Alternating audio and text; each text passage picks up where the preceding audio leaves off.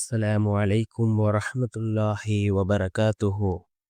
அன்பார்ந்த இஸ்லாமிய சகோதரர்களே, அல்லாஹ்வின் நல்லடியார்களே, நாம் ஒவ்வொரு நாளும் பார்த்து வரக்கூடிய துஆக்களினுடைய தொடரில் இன்று நாம் பார்க்க இருக்கின்ற விடயம் என்னவென்றால், நாம் ஒவ்வொரு நாளும் இரவு இந்த சூறாவை ஓதுவோம்.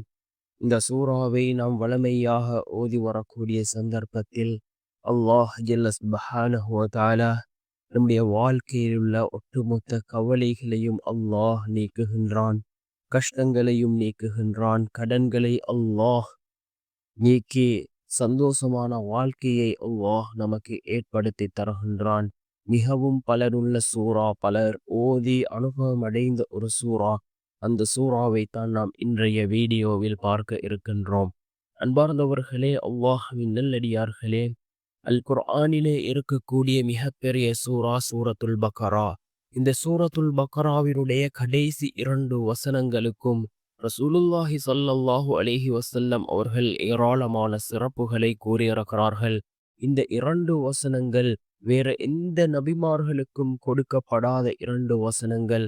அல்லாஹ் இந்த 2 வசனங்களையும் உலகம் படைப்பதற்கு பல வருடங்களுக்கு முன்னே அல்லாஹ் இதனை ஒரு ஏட்டில் எழுதி வைத்த 2 வசனங்கள்.